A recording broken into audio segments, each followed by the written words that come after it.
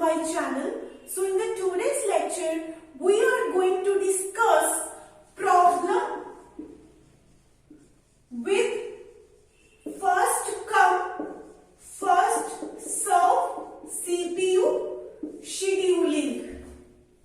Okay, before watching this video, watch my last video of first come, first serve scheduling. So, first come, first serve scheduling is a non-primitive. Okay, it is a non-primitive scheduling. What is the meaning of non-primitive? Non-primitive means, firstly, you will be executing your one process completely. We have, let's suppose, 3 processes to execute. Okay, we want to execute 3 processes. Let's suppose we have MS Excel, MS Word and Notepad. Okay, so what is the meaning of non-primitive? Non-primitive means if you are assigning CPU to process 1. Okay, so when your process 1 is completely executed, only then you will be giving CPU to some another process.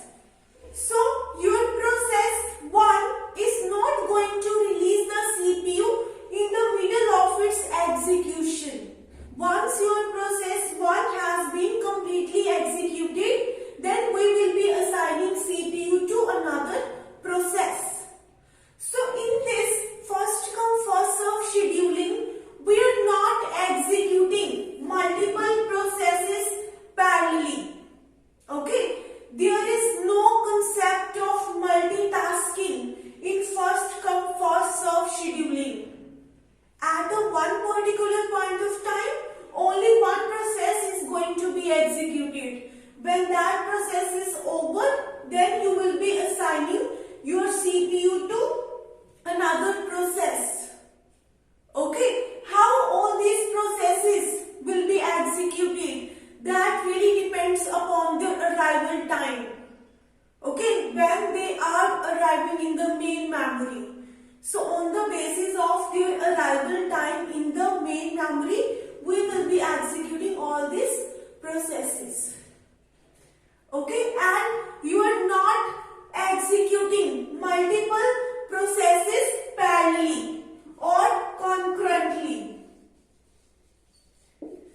So there is no concurrent execution of multiple processes in first come first serve scheduling. Okay, so what problem we face with first come first serve scheduling? Let me give you one example. Let's suppose you are preparing for your exams. Okay, you are preparing for your exams. These are the subjects you have to cover for your exam. Okay, these are the 4 subjects which you have to cover for your exam. Computer networking, operating system, database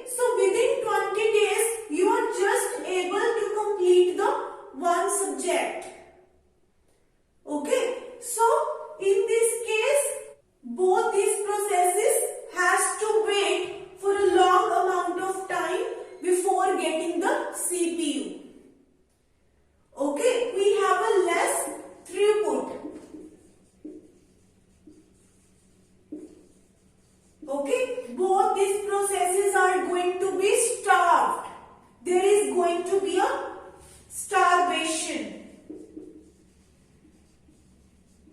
Okay, both these processes are continuously waiting to get the CPU.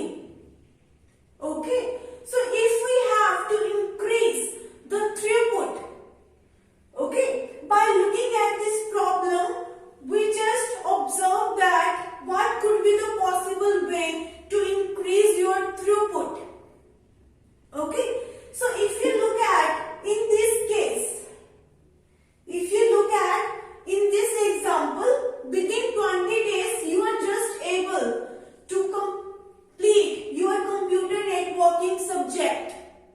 Okay, instead of starting from computer networking subject, if you start compiler design or DBMS, okay, if you start compiler design and DBMS initially, within 17 days you are able to complete your 2 subjects.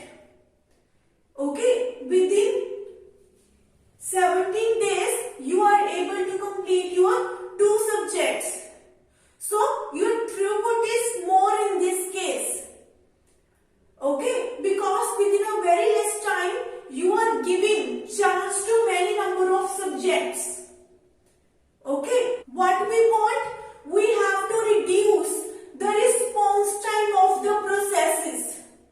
We want to give response, the first time response to the processes as fast as possible. Okay, we don't want processes to be starved. We want to execute many processes as fast as possible. So if you study like this initially, within 17 days you are able to cover 2 subjects. So we are having more throughput in this case. Okay, so if you run all these processes in the increasing order of their burst time, in the increasing order of their CPU time, like 5, 12, 15 and then 20. Okay, each and every process has some CPU time. If we execute multiple processes according to the increasing order of their CPU time, then within a very less time we are executing many number of processes. Because we have to execute many number of processes in a less time, we want to give response to multiple processes as fast as possible. Okay, and let me tell you one more thing. In first come, first serve algorithm, waiting time is equal to response time. Okay, in the last example if you see, our waiting time and response time is equal. But there is a difference between waiting time and the response time. In first come, first serve scheduling algorithm, both are equal because your first come, first serve scheduling is non-primitive. Okay, it is non-primitive. That's why you are getting both equal. Response time means the first time response from the CPU. Okay, because in this case we don't have any preemption. Okay, in the later videos we will be discussing about the various preemption algorithm like round robin algorithm. Okay, in that algorithm what we do? We assign CPU to process 1 for some time. Your process is not going to be completely executed. For some time you will be giving CPU to process. Okay, then you will be taking back CPU from this process 1 and you will be giving CPU to some other process.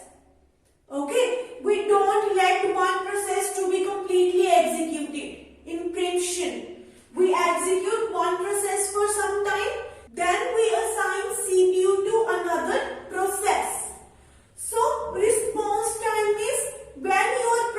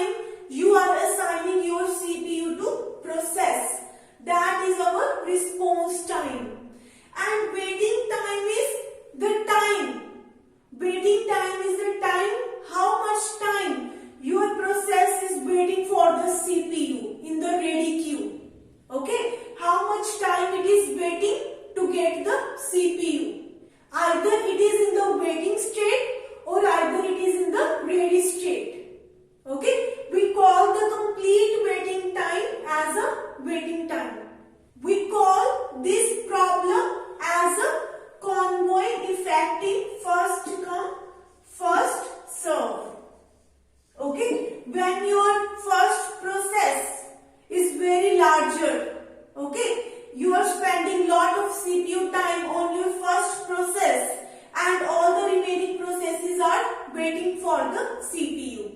We call it as a convoy effect in first come and first serve. So I hope that you are clear with this problem. If you have any query, I have mentioned my email ID in the description box. You can contact me on that email ID. If you like my video, please like, share and subscribe my channel.